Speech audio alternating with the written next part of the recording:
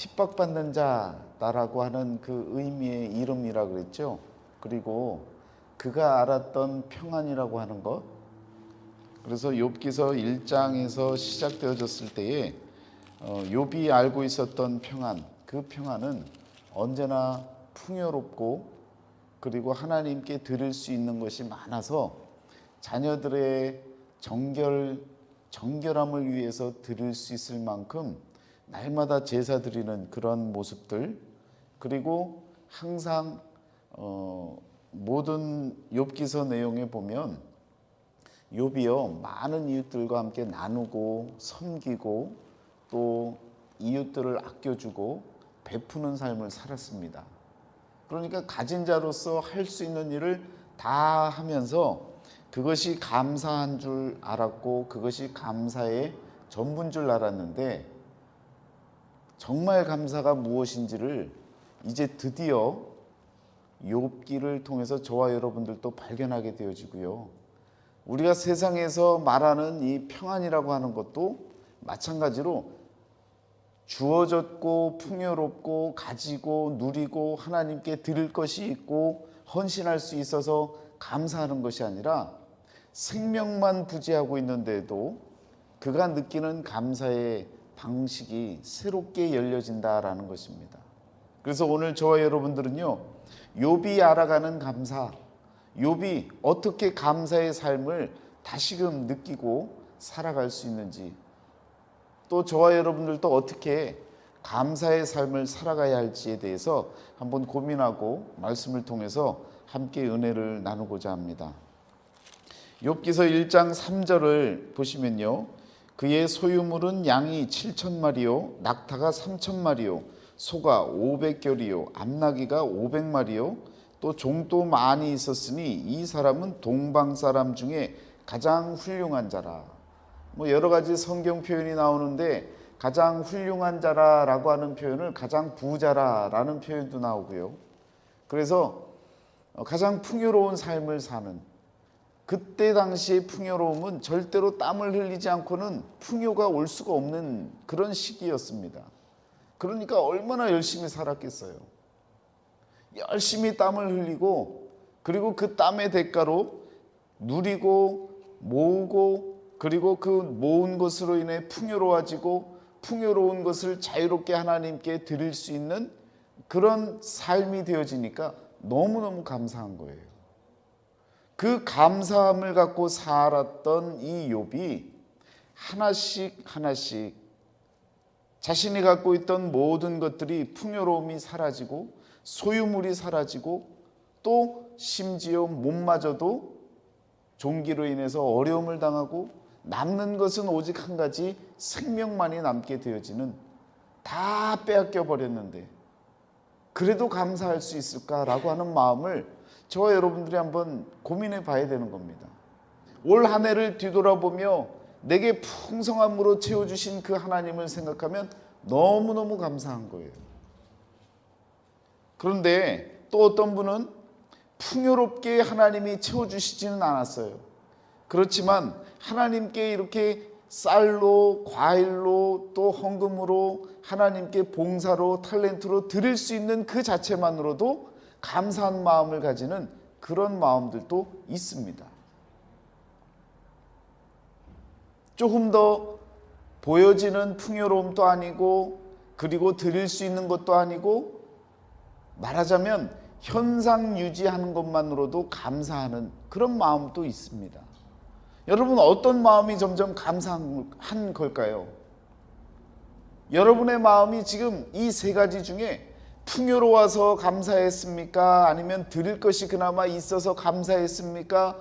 이 어려운 때에 현상 유지하는 것이 감사했습니까? 그런데 여기까지는 괜찮다고요. 마이너스가 되어지는 현상이 찾아오는데도 감사할 수 있겠냐고요. 자꾸 없어져 나가는 모습을 보면서도 현상 유지도 되어지지 않는 상황 가운데서도 우리가 감사할 수 있겠냐고요. 하나님, 잘 모르겠어요.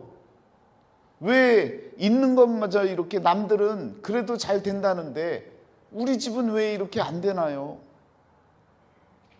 왜 이렇게 자꾸 마이너스 인생이 되어지고 안 되어지는 모습들만 우리 가정에 보여집니까?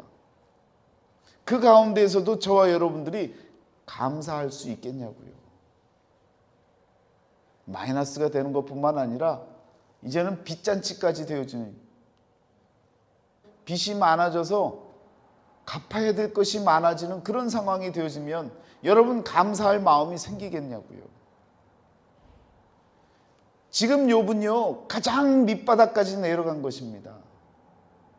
상상할 수 없는, 자녀들까지 다 잃어버리고 자신의 소유까지도 다 잃어버리고 모든 것이 다 사라지는 그 가운데 욥 생명만이 남았는데, 그 가운데에서 그가 정말 감사할 수 있었겠느냐라는 것입니다. 사람들은 이야기합니다. 내가 어떻게 모은 것인데, 내가 어떻게 낳은 자식인데, 내가 어떻게 모신 부모님이신데, 내가 어떻게 공을 들인 것인데, 이렇게 한순간 사라지고 없어진다면 이 허무함을 누가 채워줄 수 있으랴. 여러분, 그런 상황 가운데도 우리가 감사할 수 있겠느냐라는 것입니다. 사람들은요, 내 상황 가운데 보여지는 것이 줄어들면 절대로 감사하기가 어려워집니다. 그럼에도 불구하고, 생명만 남아있음에도 불구하고 감사할 수 있는 그 마음이 우리에게 있다면 그 감사는 하나님이 기뻐할 감사요, 하나님이 정말 원하시고 바라는, 하나님만 바라보면서 감사할 수 있는 그 마음이 우리에게 주어진다면 우리 하나님은요 더 이상 바라지 않으실 것입니다. 여러분과 저의 신앙이 그와 같은 없음에도 불구하고, 사라짐에도 불구하고, 내 가진 모든 것이 내게서 멀어진다 할지라도 감사할 수 있는 그런 마음, 하나님께 나아가는, 하나님만으로도 감사할 수 있는 마음이 우리에게 주어지는 은혜가 주어져야 될 줄 믿습니다. 다시 오늘 본문 말씀으로 다가가기 위해서요, 욥기서 22장을 한번 보시길 바랍니다. 욥기서 22장의 4절 말씀을 보시면요, 엘리바스가 세 번째 말을 시작을 하죠. 너의 경건함 때문 아니냐 라고 하는 말로 욥이 지금 상처를 지금 긁고 있는 그 상황, 모든 것을 다 잃어버린 상황, 소유물과 그리고 몸마저도 종기로 인해서 어려움을 당하고 있는 그런 상황, 자식들도 다 하나님이 거두어 가시는 그런 상황 가운데 너의 경건함 때문이 아니냐라고 묻고 있는 거예요. 내 악이 크지 아니하냐, 내 죄악이 끝이 없느니라. 너 때문에, 너가 경건한 그 거짓 경건 때문에 이와 같은 상황이 만들어진 것이 아니겠느냐라고 이야기를 하고 있는 것입니다. 13절에 보면요, 네 말은 하나님이 무엇을 하시며 흑암 중에서 어찌 심판할 수 있으랴. 빽빽한 구름이 그를 가린즉 그가 보지 못하시고 둥근 하늘을 거느실 뿐이라 하는구나. 여러분, 이 표현을 잘 보셔야 됩니다. 이스라엘 백성들이요, 하나님을 눈으로 보고 살았던 사람들이 아니에요. 저와 여러분과 마찬가지로 눈으로 본 것이 아니라 믿음으로 믿고 살았다고요. 그런데 믿음의 패턴에 두 가지가 있었습니다. 하나는요, 창조주 하나님이 이 세상을 만드시고 멀리 떨어져서 사시는, 그래서 우리가 무슨 행동을 해도 우리 하나님은 모르시는, 작은 일에도 전혀 반응하지 않는 그런 하나님으로 아는 신앙이 있었습니다. 그런 신앙을 여러분 에피쿠로스라고 하는 철학자가 이야기를 하는데요, 그 에피쿠로스라고 하는 그 철학자들이 주장하는 바와 같이 하나님은 세상을 창조해 두셨고, 그리고 나머지는 자연의 법칙에 따라서, 합리적인 법칙에 따라서 운영이 되어지기 때문에 하나님은 간섭하지 않으신다. 그 표현의 다른 표현이 지금 13절에 나와 있는 것과 같은 거예요. 하나님이 저 멀리 계시기 때문에 네가 아무리 무슨 일을 하든 하나님은 모르신다. 욥도 그렇게 알고 있다라고 이야기를 하고 있다는 겁니다. 그런데 우리 하나님은요, 그런 하나님이 아니십니다. 자, 그리고 더 나아가서는요, 22장 21절에 보시면요, 너는 하나님과 화목하고 평안하라. 그리하면 복이 내게 임하리라. 자, 이 말도 여러분 잘 보셔야 됩니다. 나를 봐라. 엘리바스가 이야기하는 거예요. 나는 지금 그렇게 하고 살지 않느냐. 내가 하나님과 화목하고 내가 하나님과 함께 더불어 기쁨으로 이렇게 살고 있지 않느냐. 여러분, 이것은 종교인이 하는 말입니다. 하나님과 화목하는 것은요, 내가 할 수 있는 일이 아닌 거예요. 내 영역의 문제가 아니라 화목 제물을 통해서, 중보자를 통해서, 예수 그리스도를 통해서 하나님과 화목되어질 수 있는 그 길이 주어지는 거예요. 그런데 엘리바스는 나를 봐라. 나처럼 하나님께 나아가고 하나님께 화목한 삶을 살 수 있도록 노력해. 그러면 나처럼 할 수 있는 거야. 이것이 바로 율법적이고 종교적인 모습의 그런 종교인의 모습을 아주 간략하게 표현해주는 모습이라는 것입니다.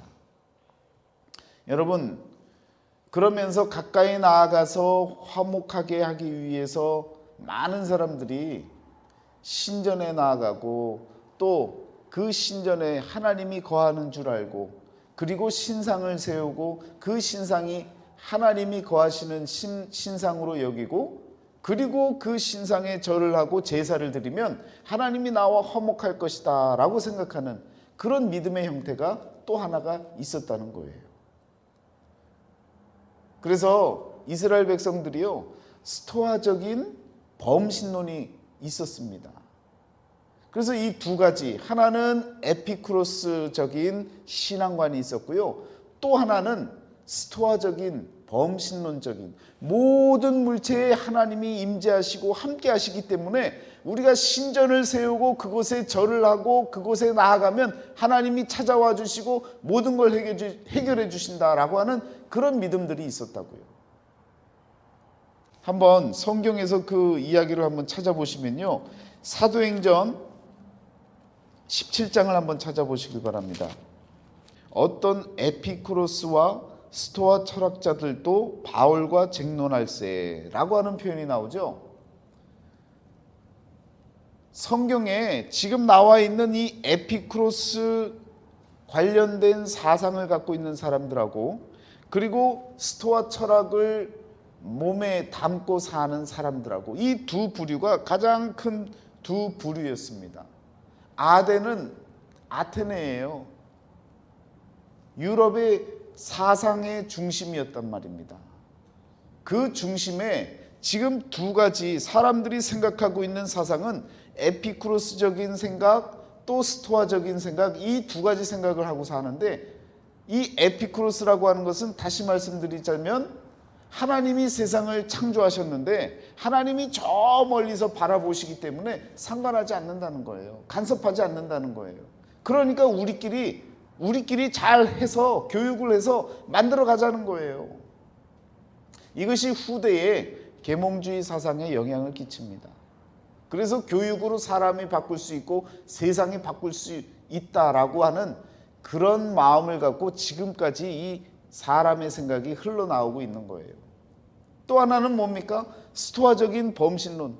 모든 것에 하나님이 다 계신다는 거예요. 그래서 여러분, 신이 어디 계십니까? 라고 물으면 여기도 있고 저기도 있고, 일본 같은 경우는요, 신만 따져도 1억이 넘어요. 1억 5천, 신상만 해도 1억 5천 개가 넘습니다. 집집마다 그냥 사람 수보다 신상이 더 많아요. 왜? 범신론적인 그런 마음, 그런 신앙을 갖고 신을 찾아가고 있다는 거예요. 그런데 사도 바울은요, 이 두 가지의 경향에 대해서 정확하게 선을 긋고 그들에게 예수 그리스도, 십자가를 통해서 찾아오시고 인간과 하나님의 중보자 역할을 하시고 화해자가 되어지시는 그 중심에 서 있는 예수 그리스도를 선포합니다. 그래서 18절 말씀에요, 마지막 자락에 뭐라고 나옵니까? 바울이 예수와 부활을 전하기 때문이더라. 사도 바울이 가르친 그 예수 그리스도는요, 멀리 계신 분도 아니고, 그리고 그냥 어느 신상에만 달라붙어 있고 그냥 사람이 손으로 만든 곳에 있는 그런 하나님이 아니라는 것을 사도 바울이 명확하게 이야기를 해주고 있는 겁니다. 그래서요, 여러분 24절에 이렇게 이야기를 하죠. 우주와 그 가운데 있는 만물을 지으신 하나님께서는 천지의 주제시니 손으로 지은 전에 계시지 아니하시고, 그렇죠. 그리고 또 이는 사람으로 혹 하나님을 더듬어 찾아 발견하게 하려 하심이로되 그는 우리 각 사람에게서 멀리 계시지 아니하도다. 28절 마지막에 우리가 그의 소생이라. 간략히 줄여서 이야기하면요, 에피쿠로스적인 그런 신의 모습도 아니고 스토아적인 신의 모습도 아니라 예수 그리스도, 그분을 통해서 올바로 믿어야 할 하나님, 그 하나님을 발견하고 찾아나가는 것, 그것이 중요한 것이지 잘못 알면 안 된다라고 이야기를 하고 있는 것입니다.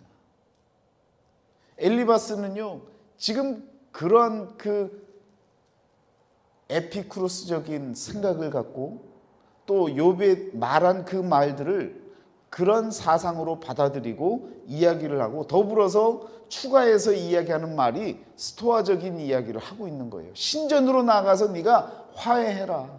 그럼 하나님이 복을 주실 것이다.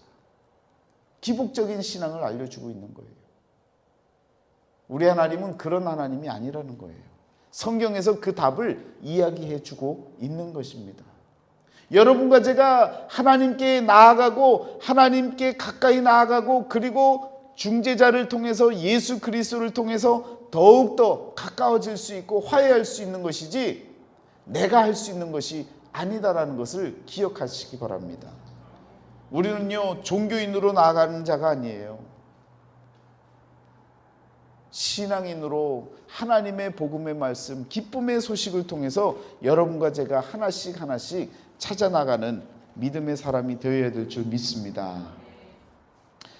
자, 이렇게 이야기를 하고 나서요, 여러분 더불어서 욥이 욥기서 23장 24장에서 대답을 하는데요, 오늘 본문의 말씀 23장 1절부터 10절까지의 말씀을 이야기를 하죠. 그런 가운데 23장 3절을 보시면 내가 어찌하면 하나님을 발견하고 그의 처소에 나아가랴. 이것이 감사한 일인 거예요. 여러분, 무언가 가지고 있었고 누리고 있었고 하나님께 드릴 것이 있을 때는요, 그냥 종교 생활만 해도 되는 줄 알았고 그것이 감사한 것인 줄 알았다는 거예요. 그래서 그가 평안이 무엇인 줄 알았는데 그 평안이 참된 평안이 아닌 것을 깨닫기 시작한 거예요. 그리고는 지금에서야 비로소 내 주변에 내가 갖고 있는 모든 것이 사라지고 없어지고 나니까 내가 어떻게 하나님을 발견하고 그의 처소로 나아가랴라고 하는 새로운 깨달음의 눈을 뜨는 것입니다. 여러분, 이것이 감사해야 될 내용이라는 거예요. 여러분과 제게 정말 감사해야 할 것이 있다면요, 바로 이런 것이 주어질 때 감사할 수 있는 것입니다. 8절 9절에 뭐라고 나옵니까? 그런데 내가 앞으로 가도 그가 아니 계시고 뒤로 가도 보이지 아니하며 그가 왼쪽에서 일하시나 내가 만날 수 없고 그가 오른쪽으로 돌이키시나 배울 수 없구나. 동서남북으로 다 찾아봐도 우리 하나님을 만날 길이 없는 거예요. 왜요? 우리 하나님을 만날 길은요, 하나님이 우리에게 보여주셔야 되는 거예요. 어디로부터 보여주시는 거예요? 위로부터 보여주셔야 되는 거예요. 여러분, 성령은 어디로부터 내려오는 거예요? 동서남북으로 찾아지는 거예요? 아닙니다. 위로부터 내려지는 역사가 성령의 역사입니다. 그래서 신약 성경에서는요, 위로부터 내려지는 성령의 역사, 비둘기같이 내려지는 성령의 역사, 요단이라고 하는 그 의미 자체가 위로부터라고요. 그래서 예수님이 성령 세례를 받기 위해서 어디로 나가요? 요단강으로 나아가는 거예요. 요단은 위로부터라는 의미라고요. 위로부터 내려지는 역사가 있어야 하나님을 발견하고 하나님을 찾아 나갈 길이 열려지는 것입니다. 여러분, 그래서 정말 웅덩이에 빠진 것 같고 인생이 콱콱 막힌 것 같을 때 동서남북을 바라보는 게 아니에요. 사람을 바라보는 게 아니에요. 위를 바라보셔야 되는 거예요. 그럴 때 하나님이 성령으로 우리를 붙잡아 주시고 깨닫게 하시고 하나님의 역사를 우리에게 일으켜 주신다는 말씀입니다. 여러분, 히브리서 9장을 한번 보세요. 염소와 송아지의 피로 하지 아니하시고 오직 자기의 피로 영원한 속죄를 이루사 단번에 성소에 들어가셨느니라. 그의 처소에 들어가신 예수 그리스도, 그의 피로 인해서 들어가신 예수 그리스도, 그분을 따라서 저와 여러분들이 살아갔고 또 그 성소로 들어갈 수 있는 것이지요, 그 어떤 다른 곳으로 들어갈 길이 열리지 않는다는 것입니다.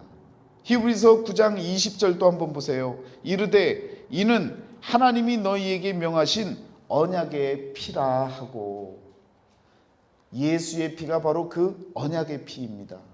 그분을 통해서 성소로 나아갈 길이 열리는 것이지요. 엘리바스와 같이 그냥 너가 신전에 가서 열심히 하나님과 화목해라, 그러면 하나님이 복 주시는 거야, 다 회복되어지는 거야, 절대로 그렇지 않은 거예요. 위로부터 내려지는 하나님의 성령의 역사가 있어야 예수 그리스도의 피를 깨닫고요, 그 십자가의 길을 통해서 저와 여러분들이 나아갈 길이 열려지게 되어진다는 것입니다. 여러분, 이 사실을 깨닫기 시작하는 것이 감사한 삶이 되는 거예요.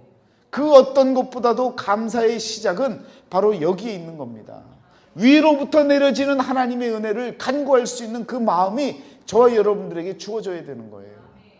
다 사라지고 모든 것이 없어진 후에야 비로소 되어졌던 욥과 같이 그렇게 되시기를 원하십니까? 아니면 말씀을 통해 욥의 인생을 통해 깨닫고 내게 주어진 것이 있는 가운데에도 위를 바라보며 하나님의 뜻이 무엇인지를 깨닫기를 원하십니까? 지혜롭게 선택할 수 있는 그런 믿음이 우리에게 필요합니다. 24절을 보세요. 그리스도께서는 참 것의 그림자인 손으로 만든 성소에 들어가지 아니하시고 바로 그 하늘에 들어가사 이제 우리를 위하여 하나님 앞에 나타나시고, 그 성소가 바로 참된 하늘이라는 거예요. 욥은요, 가짜 하늘을 향해서 친구들과 함께 울었죠. 탄식했죠. 그러다가 이제 진짜 하늘을 찾기 시작하는 거예요. 이제 진짜 하늘을 향해서 한 발자국 한 발자국 내딛기 시작하는 거예요. 이것이 감사한 삶이고요, 이것이 하나님이 원하시는 삶이라는 것입니다. 여러분, 추수할 때 이렇게 추수감사주의를 맞이하면서 이렇게 많은 음식과 여러 가지 다채로운 많은 것들을 하나님께 드리는 것 감사한 일이에요. 그러나 이보다 더 감사한 일은 하나님을 발견하기 위해서 그의 처소로 나아가는 길을 향해서 저와 여러분들의 영안이 열려지기를 원하고 간구하는 마음으로 하나님께 다가가는 것, 이것이 더 감사한 일이고 하나님도 기뻐하실 일이라는 말씀인 것입니다. 자, 여러분, 히브리서 10장 뒤로 넘어가시면요, 나중에 집에 돌아가시면 차근차근히 한번 읽어보세요. 진짜 하늘을 향해 나아가는 것이 무엇인지. 10장 19절을 한번 보시길 바랍니다. 같이 읽습니다. 그러므로 형제들아, 우리가 예수의 피를 힘입어 성소에 들어갈 담력을 얻었나니. 여러분과 저는요, 그 담력을 얻는 거예요. 십자가의 길로 나아가기 위해서 담력을 얻어야 십자가의 길을 걸어갈 수 있는 거예요. 아무나 십자가의 길을 가는 게 아니에요. 오늘 특별 찬송의 사명이라고 하는 찬양을 우리 최 집사님이 불러주셨잖아요. 여러분과 저를 하나님이 불러주셨는데 그 불러주신 그 소명을 갖고 나아가는데 그 사명을 감당할 때에 십자가의 길로 나가는 것 아무나 가는 것이 아니에요. 하나님이 담력을 주셔야 되는 거예요. 성령의 깨달음을 주셔야 되는 거예요. 예수의 피의 의미가 무엇이고 하늘이 무엇이고 가짜 하늘 진짜 하늘이 무엇인지를 알아야 우리의 인생이 나아갈 바를 정확하게 선을 긋고 기준을 갖고 나아갈 수 있는 길이 열려지는 줄 믿습니다. 여러분, 성소로 들어가는 그 길 활짝 열려 있습니다. 누구에게나 열려져 있어요. 그러나 누구나 갈 수는 없는 거예요. 택함을 입은 자가 그 길로 나아갈 수 있습니다. 여러분과 저의 마음에 큰 담력이 생기셔서 예수님과 같이 성소로 나아갈 수 있는 그 감사의 길을 걸어 나가시는 감사절이 되어지시기를 축원합니다. 자, 본문 말씀으로 다시 돌아오면요, 욥기서 23장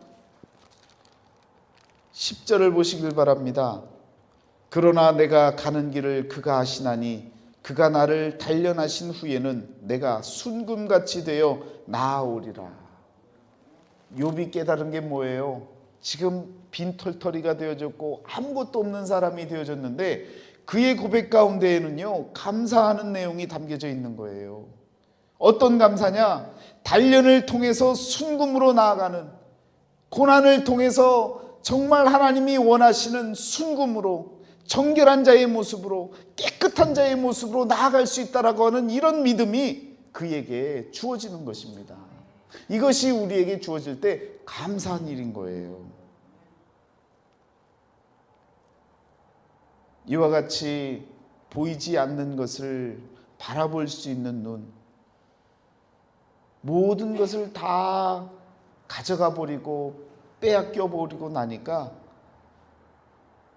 우리 보통 사람들은요, 하나님께 나와서 하나님, 그게 어떻게 내가 모은 건데 저 인간이 나를 속이고 내 걸 다 뺏어갔어요. 저 인간 걸어가다가 코가 깨지게 하시고 그 가져간 것 다 돌려받게 도와주세요. 기도를 해도 참 그냥 우리가 이렇게 기도할 때가 많아요. 그런데 욥은 그런 상황이 아니에요. 다 빼앗기고 나니까 새로운 눈을 뜨는 거예요. 눈에 보여졌던 그 모든 소유물에 관심이 없어졌어요. 그게 중요한 게 아니라는 것을 알아요. 지금 욥은요, 보이지 않는 것, 보이는 것이 아닌 보이지 않는 것에 더 관심을 갖고 하나님께 나아가는 그러한 정금이 되어지는 인생, 고난을 통해 더 하나님 앞에 아름다운 정결한 삶을 사는 인생을 꿈꾸고 희망하는 그런 믿음을 우리들에게 알려주고 있는 것입니다. 여러분, 그런 마음을 가지셔야 돼요.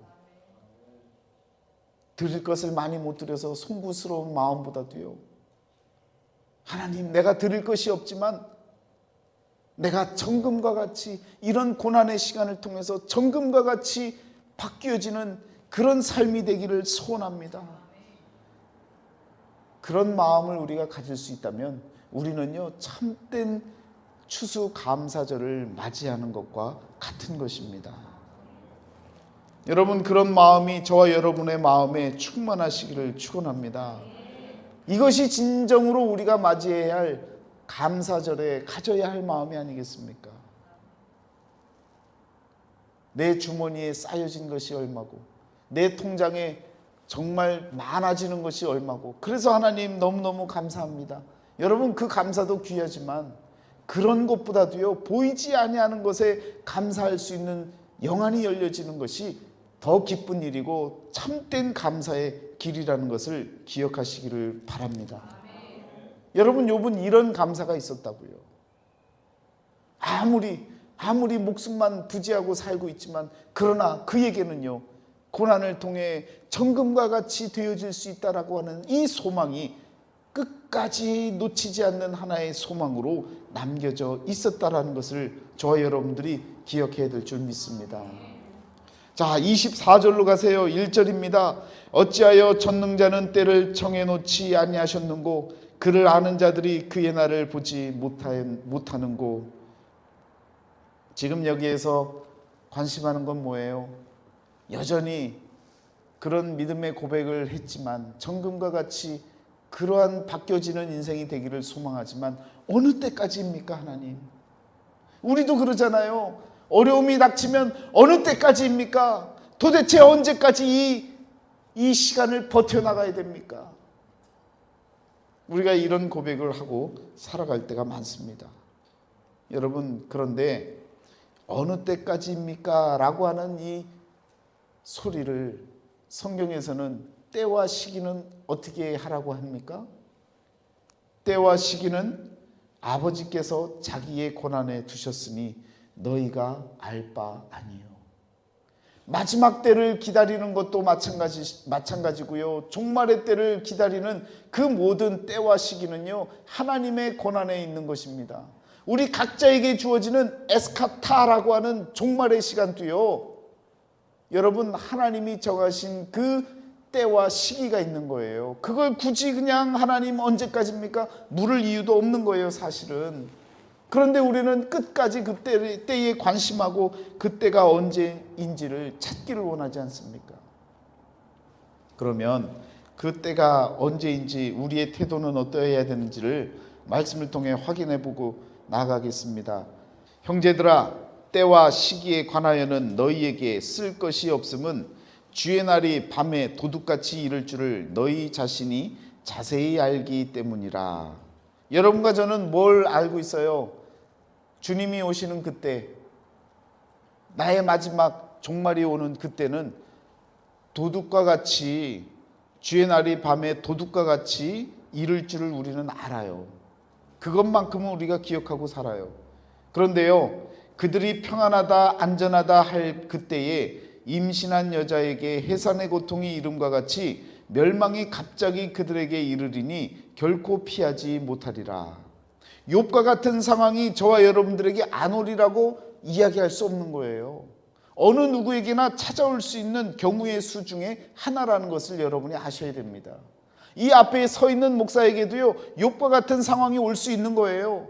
그게 언제인지 몰라요. 그렇지만 4절 말씀에 형제들아, 너희는 어둠에 있지 아니하매 그날이 도둑같이 너희에게 임하지 못하리니. 이 말씀이 소망이 되는 거예요. 여러분과 저는요, 밤의 상태에 거해 있는, 어둠의 상태에 놓여 있는 그런 사람들이 아닙니다. 너희는 다 빛의 아들이요 낮의 아들이라. 우리가 밤이나 어둠에 속하지 아니하나니 그러므로 우리는 다른 이들과 같이 자지 말고 오직 깨어 정신을 차릴지라. 자는 자들은 밤에 자고 취하는 자들은 밤에 취하되 우리는 낮에 속하였으니 정신을 차리고 믿음과 사랑의 호심경을 붙이고 구원의 소망의 투구를 쓰자. 하나님이 우리를 세우심은 노하심에 이르게 하심이 아니요 오직 우리 주 예수 그리스도로 말미암아 구원을 받게 하심이라. 할렐루야. 여러분, 그래서 우리가 낮에 거하고 말씀 안에 거하고 늘 하나님 품 안에 거하고 있기 때문에 문제 없다는 거예요. 정신을 차리고 살자는 거예요. 그런 마음으로 살면요, 때와 시기가 문제가 아니라는 거예요. 어느 때까지입니까? 하나님, 도대체 어느 때까지 내가 이 어렵고 힘든 시간을 참아내야 됩니까? 라고 문제 삼지 않아도 된다는 거예요. 믿음으로 구원의 투구를 쓰고 살아가시기를 축원합니다. 그러면요, 문제 없는 거예요. 저와 여러분들은요, 빛의 자녀이고요, 낮의 자녀입니다. 어둠의 자녀가 아니에요. 그래서 밤에 임하는 도둑이 임할 일이 없는 거예요. 늘 주 안에 거하시기를 축원합니다. 여러분, 다시금 본문으로 돌아오면요, 보세요. 어디를 보시느냐? 24장 13절을 보시면 이렇게 나옵니다. 때에 대한 이야기를 했던 욥이 또 이렇게 이야기를 하죠. 또 광명을 배반하는 사람들은 이러하니, 광명을 배반하는 사람들은 어떤 사람들이에요? 어둠의 자녀들이죠. 그러니까 신약 성경에 나오는 이 말씀과 상통하고 있는 거예요. 어둠의 자녀들, 광명을 배반하는 사람들은 이러하니 하면서 그들은 그 도리를 알지 못하며 그 길에 머물지 아니하는지라. 낮의 자녀로서의 낮, 빛의 자녀로서의 빛, 그 가운데 거하지 아니하고 어디에 자꾸 거하는 거예요? 광명을 배반하니까 어둠에 자꾸 거하는 거예요. 그들은 광명을 알지 못하나니 16절에 그렇게 마지막에 나오잖아요. 어둠을 틈타 집을 뚫는 자는 낮에는 잠그고 있으므로 광명을 알지 못하니 그들은 아침을 죽음의 그늘같이 여기니 죽음의 그늘의 두려움을 알미니라. 아침을 맞이하기를 싫은 거예요. 빛이 오는 것을 싫어하는 거예요. 이 얘기를 바꿔 이야기하면 뭐냐면, 하나님의 말씀을 보면서 기쁨과 감사 이런 것이 없고요, 늘 두려움, 늘 근심이 있는 그런 상태에 있는 사람들에게 하는 얘기예요. 빛이 우리 가운데 임하면요, 환하게 보여져서 도적같이 임할 그 마지막 때에 심판의 날을 우리가 그렇게 두려워하지 않아도 되는데, 늘 마음이 캄캄하고 어둡고 두려우니까요, 늘 두려움으로 사로잡혀서 사는 거예요. 말씀이 내 곁에 있는데도 늘 밤에 거하는 상태로 살아가는 거예요. 신앙생활을 해야 되는데요, 율법적인 삶을 사는 거예요. 교회 나오는 것이, 또 하나님의 말씀을 듣는 것이 두려운 거예요. 여러분, 그렇지 않습니다. 하나님은요, 우리를 심판하시기 위해서 부르신 것이 아니라 우리를 구원하시기 위해서 부르셨어요. 기쁨으로 사시길 바랍니다. 내게 있는 것이 없어져도, 내게 주어진 것이 사라진다 할지라도 감사하며 살아갈 수 있는 욥이 깨닫기 시작하는 그 감사를 저와 여러분은요, 먼저 깨닫고 믿음으로 우리 인생 가운데 정말 감사하며 살아갈 수 있는 그런 인생이 되어져야 될 줄 믿습니다. 욥에게 이와 같은 감사한 내용들이 우리들이 찾아볼 수 있는 내용이고요, 욥을 통해서 우리가 찾아야 할 감사, 참된 감사가 무엇인지를 저와 여러분들이 말씀을 통해 깨달아야 될 줄 믿습니다. 자, 그러면서 욥이 이렇게 대답을 하고 25장에 보면요, 2절에 빌닷이 또 이야기를 하죠. 높은 곳에서 화평을 베푸시느니라. 높은 곳에서 화평을 베푸셔요? 여러분, 우리 하나님께서 저 멀리 높은 곳에서, 흑암을 지나서 보이지도 않는 곳에서, 높은 곳에서만 계시고 그곳에서 화평을 베푸십니까? 아니죠. 빌닷도요, 알기는 많이 하는데 참된 복음의 말씀을 모르는 거예요. 낮고 천한 자의 모습으로 이 땅에 오신 하나님, 예수 그리스도는요, 높은 곳에 계셨지만 낮은 자의 모습으로 찾아오시고 낮고 낮은 자리에 오셔서 저와 여러분들을 품으시고, 심지어 음부의 권세를 이기시기 위해서 여러분 음부까지 내려가셨다가 잠깐 죽음을 맛보시고 다시금 부활하신 그 주님, 그래서 저와 여러분은요, 높은 곳에서 화평을 베푸시는 그런 하나님이 아니라 우리에게 찾아오시고 죽음까지도 마다하지 아니하시는 그런 우리 주 예수 그리스도를 맞이하고 그분을 통해서 화해하고 화평을 누리고 평안을 누릴 수 있는 그런 믿음의 영안이 열려지셔야 될 줄 믿습니다. 광명을 받지 않은 자가 누구냐? 다 받았다는 거예요. 그런데 25장 6절에는 뭐라고 나와요? 구더기 같은 사람, 벌레 같은 인생이랴 라고 하면서 누구까지 얘기하는 거예요? 욥은 구더기와 같고 벌레 같은 인생, 너에게도 하나님이 광명을 비춰주셨는데 너는 왜 모르냐는 거죠. 우리는 깨달아서 다 안다는 거예요. 그러면서 정말 참된 광명을 알고 있느냐? 높은 곳에 계신 그 하나님만을 알고 예수 그리스도를 통한 광명을 모른 채 어둠 속에서 환히 안다라고 광명을 아는 자처럼 이야기하고 있는 빌닷의 모습을 우리들에게 보여주고 있는 것입니다. 그런 빌닷과 여러 친구들에게 26장에 욥이 대답을 하죠. 네가 힘없는 자를 참 잘 또 도와주는구나. 네가 누구를 향하여 말하느냐? 누구의 정신이 내게서 나왔느냐? 여러분, 어느 정신으로부터 나왔냐는 거예요. 어느 정신을 통해서 이런 이야기가 나왔냐는 거예요. 하나님으로부터, 위로부터 나왔느냐? 아니면 네 정신으로부터 나왔느냐? 인간으로부터 나온 이야기냐? 라고 묻고 있다라는 거예요. 자, 그러면서 26장 지금 이야기한 것처럼 여러분, 죽은 자의 영 26장 5절에 보면 누구의 정신이 내게서 나왔느냐 이야기를 하고 5절에는 이렇게 얘기하죠. 죽은 자의 영들이 물 밑에서 떨며 물에서 사는 것들도 그러하도다. 그 정신이 죽은 자의 영들로부터 나왔다는 거예요. 죽은 자의 영. 아담 그리고 하와, 그들을 통해서 하나님이 생기를 부어주시고 산영이 되게 하셨는데 죽은 자의 영이 되어졌잖아요. 그러니까 누구를 통해 만들어진 거예요? 하나님의 성령을 통해서 만들어진 정신이 아니라 죽은 영, 사람을 통해서 만들어진 이야기들을 지금 하고 있는 것 아니냐라고 이야기를 반문하고 있는 거예요.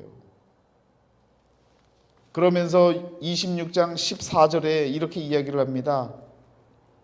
보라, 이런 것들은 그의 행사의 단편일 뿐이요 우리가 그에게서 들은 것도 속삭이는 소리일 뿐이니 그의 큰 능력의 우레소리를 누가 능히 헤아리라.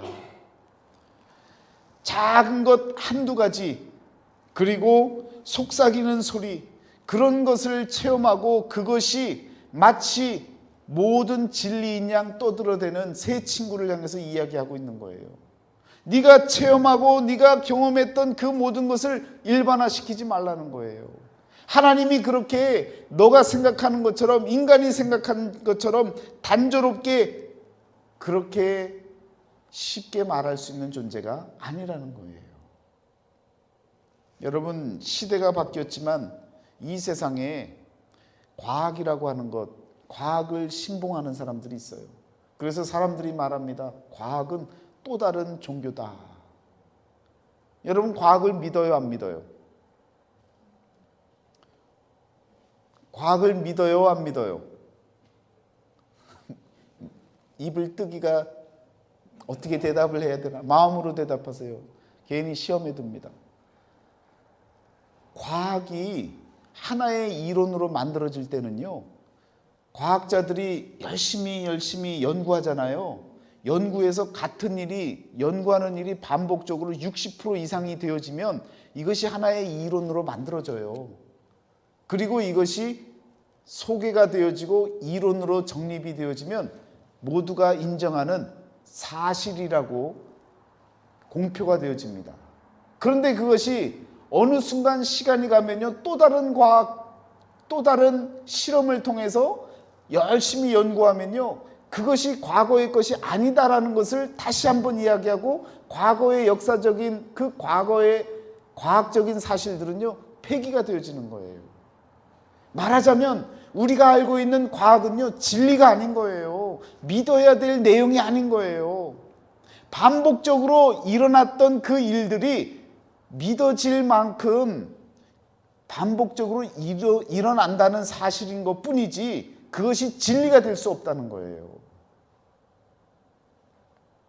천동설로 인해서 세상은 그렇게, 여러분, 천동설이 지배했던 그 시대에서 지동설이 나오면서 지구가 돌고 있다는 사실이 밝혀지면서 진리가 바뀌어져 버리는 거예요. 사람들이 믿고 있던 사상이 바뀌어져 버리는 거예요. 그것이 진리인 줄 알았는데 바뀌는 거예요.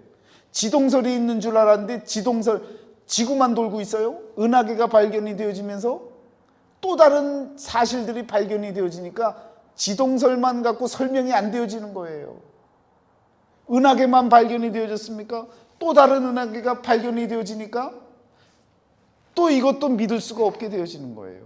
계속해서 발전은 하고 있지만 이것이 진리를 말하고 있는 것이 아니라 하나님이 만들어 놓으신 이 창조물을 관찰하고 연구하는 것이 과학이지 그것이 절대로 우리가 믿어야 할 진리가 아니다라는 거예요.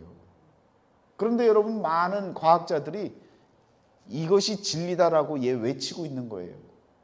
또 그것을 들으면요, 이건 진리야. 물은 몇 도에서 끓어요? 100도에서 끓고 있어요. 이 그냥 기정사실이 되어져 있어요. 여러분, 과학사를 통해서 보면 물이 100도에서 끓는 것이 200년 동안 싸웠다니까요. 이 얘기는 뭐냐? 라면을 어디다 끓이면 잘 끓어요? 노란 색깔, 그건 뭐죠? 예, 양 뭐라고요? 예, 양은 냄비. 기억이 안 나네요. 양은 냄비에다 끓으면 100도에 끓을까요? 안 그래요. 100도보다 낮은 온도에 끓습니다. 직접 한번 넣어보고 해보세요. 틀려요. 다 틀린데 너무 복잡하니까 우리가 그냥 100도로 합시다 하고 과학사에서 과학자들이 모여서 그냥 합의를 내렸다고요. 근데 우리가 그것을 그냥 진리인 양 믿고 물은 몇 도에 끓습니까? 그러면 진리인 양 100도입니다 라고 그냥 얘기하는 거예요. 이런 체험과 경험들을 단순화시키고 진리화시키지 말라는 거예요. 시대는 바뀌었지만 그런 모습으로 살아가는 그런 생각과 사상들이 많다는 것입니다. 여러분과 저는요, 욥기서를 바라보면서 우리 현대 우리 사람들의 생각들도 바라볼 수 있는 지혜 안목이 열려져야 될 줄 믿습니다. 여러분, 우리의 체험이 전부가 아니에요. 하나님을 함부로 말할 수 없는 거예요. 여러분과 저는요, 그저 하나님이 나를 택해 주시고 나와 함께 하시는, 내 가정을 있게 하신 그 하나님께 감사할 수 있는 마음만 있으면 된다는 거예요. 여러분과 저는요, 지금 26장 4절에서 욥이 대답한 것처럼 네가 누구를 향하여 말하느냐? 누구의 정신이 내게서 나왔느냐? 하나님이 아닌 사람의 생각에서, 죽은 영의 생각들에서 나온 것 아니냐? 분별할 수 있어야 되는 거예요. 그러면 저와 여러분은요, 감사한 거예요. 분별의 영이, 하나님의 영이, 성령의 영이, 그리스도의 영이, 말씀의 영이 주어지시기를 축원합니다. 이것보다 감사한 일이 없어요. 이 악한 시대에 저와 여러분들에게 하나님의 영이 함께하여 주셔서 분별할 수 있고, 또한 세상의 악한 것과 선한 것을 분별할 수 있고, 하나님의 것과 땅의 것, 하늘의 것과 이 세상의 것을 분별할 수 있다면 여러분과 저는요, 정말 감사할 수 있는 인생을 살아갈 수 있습니다. 오늘 정말 잘 오셨습니다. 여러분과 저는요, 분별의 영을 하나님께 간구해야 됩니다. 누구의 정신으로부터 나왔느냐? 죽은 영들의 것이 아니냐? 사람의 생각이 아니라 하나님께로부터 오는 것을 찾을 수 있는 그런 믿음의 삶을 살아나가시기를 축원합니다.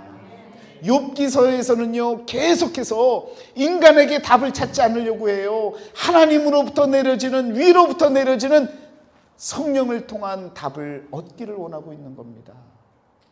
미리 다 읽으신 분들은 아실 거예요. 마지막에 하나님이 막 그냥 말씀하시잖아요. 그 말씀은 다음 기회에 말씀드립니다.